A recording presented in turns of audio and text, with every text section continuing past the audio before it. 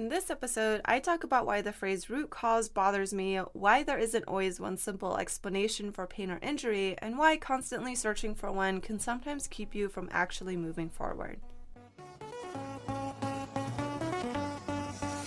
Hello, and welcome to Candid Conversations with Dr. Kelsey. I'm your host, Dr. Kelsey, and this is the space where I share my honest thoughts, real experiences, and the no BS conversations I wish more people were having about movement, training, injury recovery, and life as an active human. The goal of this podcast is to help you better understand your body, think more critically about rehab and fitness, and feel more confident making decisions so you can stay active long term. Before we start, a quick reminder. I am a physical therapist, but I am not your physical therapist. Nothing here is medical advice, so if you're dealing with something specific, please reach out to your PT or schedule a session to work with me.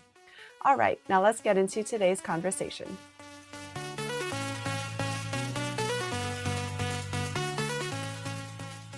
So in theory, finding the root cause of a problem instead of only treating symptoms is a great idea. For example, in the physical therapy world, let's say someone is having knee pain and they're using like ibuprofen or other pain medications and ice to treat their knee pain. Well, we know that all they're doing is treating the symptom of pain, and they're not, by using those two things, they're not actually addressing the underlying problem or the root cause of their knee issue. However, the problem is that when most people think of root cause, they're expecting a simple and singular answer. But the reality is that our bodies are complex and there is rarely just a singular root cause. Like in practice, a root cause can be multiple underlying factors contributing to a problem. So in the knee pain example, someone might expect their root cause to be like some sort of tear or something that, you can easily identify and say like that one thing is what is causing my issue. But in reality, maybe their root cause is actually a combination of extra stress at work, on top of poor sleep, on top of an increase in running mileage or squat weight percentages during training. Like all those things combined is what contributed to their knee pain instead of, something more simple or, easily identifiable as a sort of tear.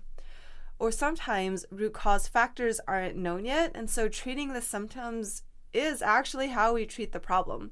So an example of this is non-specific low back pain, where there might not be a specific injury, might not be any changes to your normal routine, and there might not be any imaging findings that can easily explain why you're having the back pain. It's just something that kind of just started and now you're having back pain. But even though we can't identify the root cause to make changes to fix, so to speak, we can still treat the things you're having difficulty with because of the back pain so that you don't have to continue to deal with this back pain. And lastly, sometimes we know the root cause, but knowing why something happened doesn't necessarily tell us everything we need to do to treat the problem. An example of this is apophysitis, which some people might know as Osgood-Schlatter's if it happens in the knee. So basically, apophysitis is the inflammation of the bone where the tendon meets, like if it meets near a growth plate, that area is typically not going to be, it's going to be like softer, so to speak. That's like the best word I can think of than like normal bone. And so like the constant pulling on that area is what causes the inflammation and the pain and all that. So this, when I say growth plates, you're probably thinking of like kids, and it is typically something that affects youth athletes going through a growth spurt who are also doing a high volume of activities, mostly running and jumping. So with apophysitis, like the thing that caused it, or the quote unquote root cause, was them going through a growth spurt, and while they were training, basically, like doing high volume of running, high volume jumping. I guess it doesn't have to always be training. Maybe they're just playing, but like doing a lot of playing.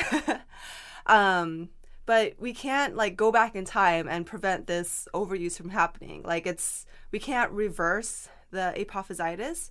Obviously we can still adjust their training load right now, so we can be like, okay, well, this high training load is causing you pain. We can decrease that training load, but that's not the only thing that's going to help them like moving forward.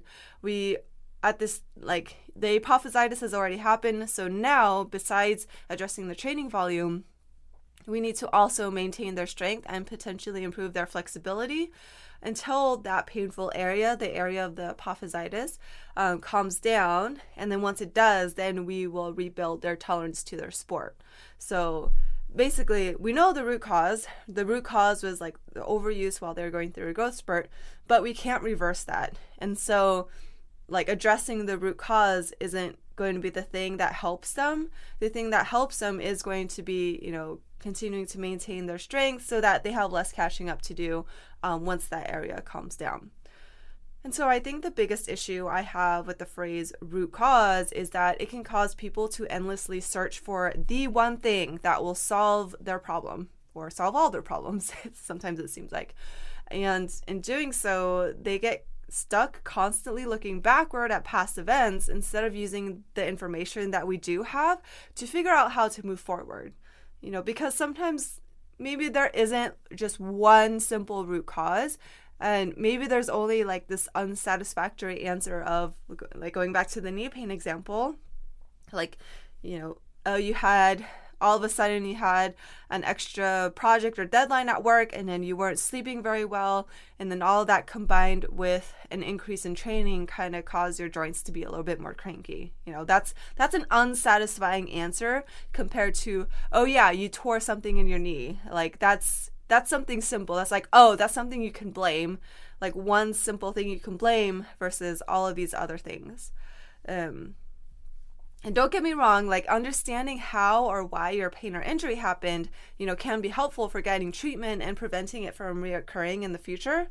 But again, spending too much time like focusing on it and thinking about it and trying to figure it out can take away from actually treating the problem. Like you're constantly looking backward and like fixated on square zero, basically, like the injury before you started trying to fix it, instead of like taking the steps necessary to actually address the issue. And so in practice, when I think for myself, when I think of finding the root cause as a physical therapist, I'm more interested in asking what factors are contributing to this right now, which of those factors can we actually change, and what do we need to do to get you back to what you want to do? Because at the end of the day, what you really want is to be able to return to doing what you love without compromise, right? And so that's all I have for today. A little bit of a shorter one. But either way, thank you so much for listening, and I will see you in the next conversation.